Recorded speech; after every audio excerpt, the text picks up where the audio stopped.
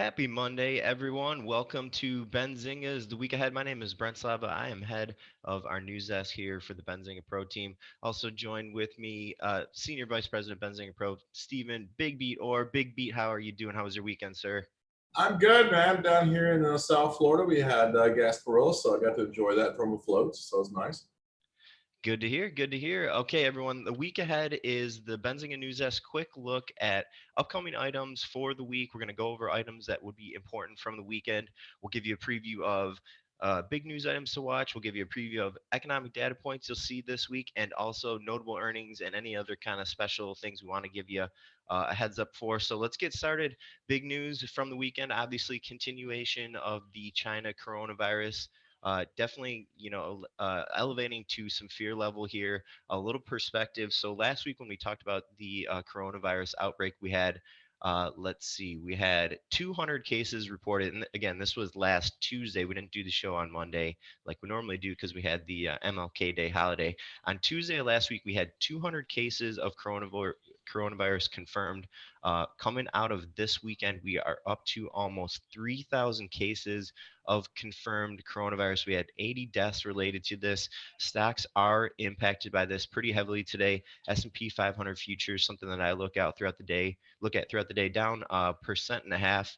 QQQ, that's a Nasdaq, down about 2%. Looks like that index is leading. Looking at the small caps, the Russell 2000 IWM is the ETF that I track there. That one's down about 1.25%. That's kind of the one least impacted. Gold up about $8 or $9 per ounce on that one, and oil down about 2%, 53.04 per barrel. We had the low from actually last week, 52.13 per barrel was the low. And what's kind of the sense of oil being down on this news, Big Beat? Well, you know, oil is always about global growth. And if we see global growth slowing down in China over the coronavirus, it's a big issue, right? What's interesting there is that oil did hold at the 52 handle there. Oil below 50 is rough for a lot of producers. They need at least $60 a barrel in order to be profitable. At 50, they even have to slow up the drilling and slowing up the pumping. So global growth's a big deal, and oil is a big predictor of that. All right, let's just go over a couple of these stocks that we highlighted. Really, that this coronavirus continuation over the weekend, and we knew this was going to happen, was really kind of our only big news item here that we wanted to discuss. So we're going to stick on this for a while. Some of the stocks that we talked about last week were some of the vaccine names. Those are the names in biotech and pharma. We talked about these protection apparel stocks. We talked about broader China stocks. We talked about travel stocks. We also talked about casinos. Let me just give a little perspective on how much these stocks have moved in the last month or so. So in that vaccine name, Cleveland Biolabs, that's ticker CBLI, up 105% over the last month. Nanoviricides, NNVC, up about 90%. Novavax up about 53%. That's ticker NVAX. Inovio INO up 37%. And then one that has been viewed as a play in the space in the past, but isn't really getting some traction here amid this latest outbreak is BioCrest. That's BCRX. BioCrest actually down about 5% over the last month or so. A couple of new plays that we had as of last week, meaning traders didn't necessarily have these on their radar until the companies came out with a press release or SEC filing or otherwise and said, hey, we're potentially developing something in the space. Two plays that we wanted to highlight in this one. Vir Biotech, it's ticker VIR, up about 50% last week. And then Co-Diagnostics, that ticker CODX, up about 70% or so. Big Beat, you were telling me you had a little bit of interest in Co-Diagnostics there. What are you thinking with this play? You know, Co-Diagnostics was the best play. Yeah, Friday they had an offering, which I thought was very interesting. $5 million with the offering at the market, so they took some money in.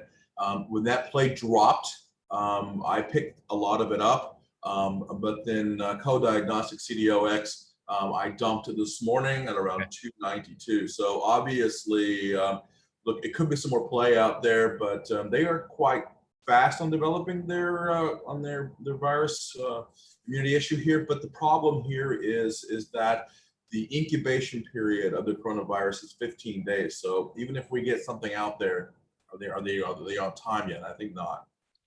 Gotcha. Good info there, Big Beat. Thank you. A couple of these like protection apparel names, we'll call it Alpha Pro Tech APT.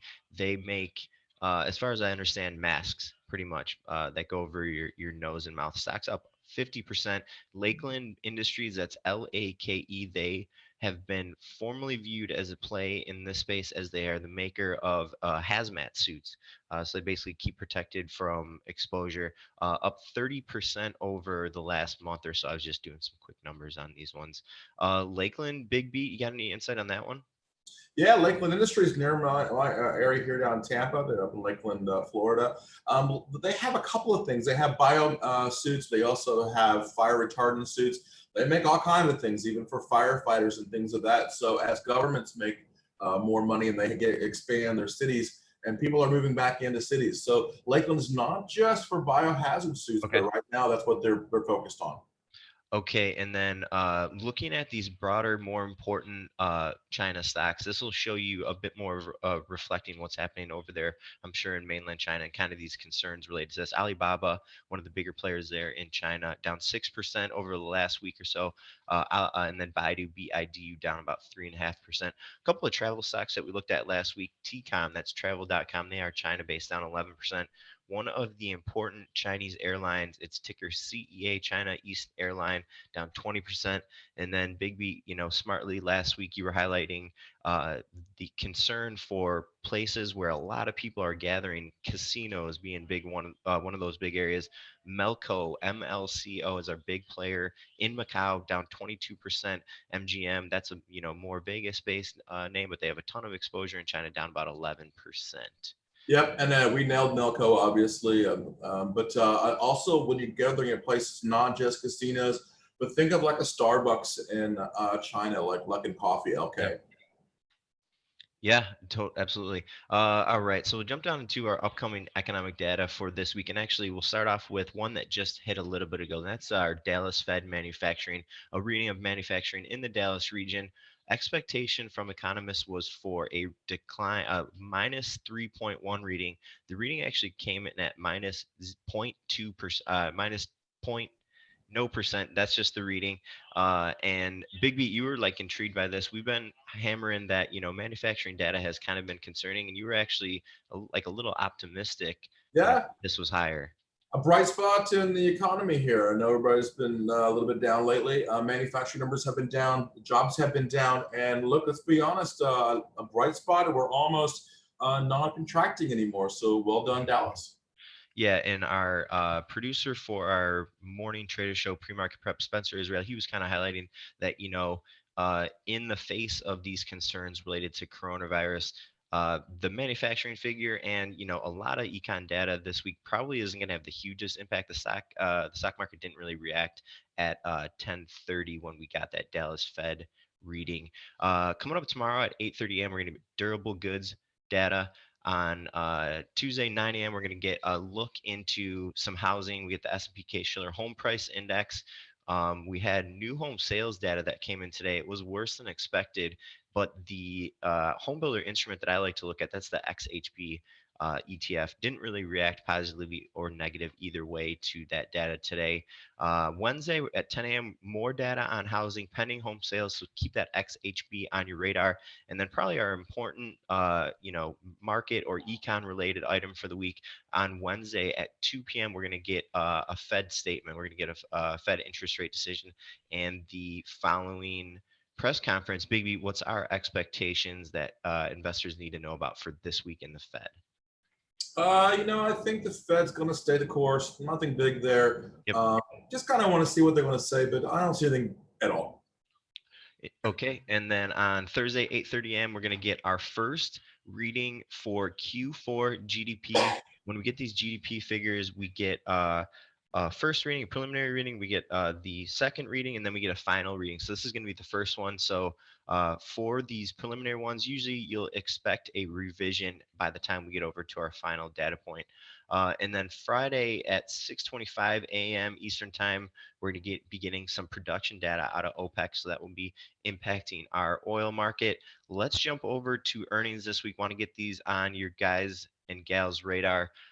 Tuesday, tomorrow after the close, we're going to be getting AMD and Starbucks. And the biggest one here of all the earnings season, as always, we're going to be getting Apple. Expect that report out about 4:30 p.m. Eastern time. That's Apple on Wednesday after close. Facebook, Microsoft, McDonald's, Boeing, and Tesla. This is the earnings week, ladies and gentlemen. On Thursday in the morning, we're going to be getting Visa, and after the close, actually, excuse me, Visa's after the close on Thursday. Also, after the close on Thursday is Amazon. On Friday, Caterpillar, Honeywell, and ExxonMobil. That's kind of rounding out your earnings week. And then one more quick item. We only got a couple minutes left. Big Beat, you were looking at Visa and Mastercard this morning. Is that correct? What were you looking at on those names? Yeah, for me, Visa, Mastercard, we're going to get the holiday hangover, right? So these, if you've been buying gifts for everybody, you got to pay that off, right? But this morning, Bernie Sanders tweeting and saying that he thinks that Visa and Mastercard, V and MA, all those companies, AXP, American Express, saying that those interest rates are way too high, and that he has a plan now with AOC saying to bring those down. So, but and it hit the market a little harder. But what's interesting with Visa and Mastercard is actually holding up better than the rest of the broader market. So, don't know if it's going to hurt yet. All right, so that'll about do it for the week ahead. And if you like this piece of content, if you like this video, this is good, the format. We're going to go over our big news items, our earnings, our econ, and then throw you maybe like a couple, sort of special things to keep your eye on, like that Visa Mastercard that Big Beat just provided. We do this at 10:45 a.m. each Monday. And if you like this kind of content, Big Beat does a ton of content throughout the week. Tune into Benzinga's Facebook page. He'll do some midday educational stuff. He'll even bring on some users that use the platform, and they'll kind of go through their process. Also, we have a morning trader show. I referenced it a little bit earlier.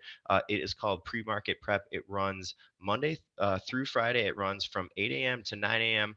And we go over top news items for the day, get you set up for the day, look at some important technical levels, and we even have some few guests on each day or each week.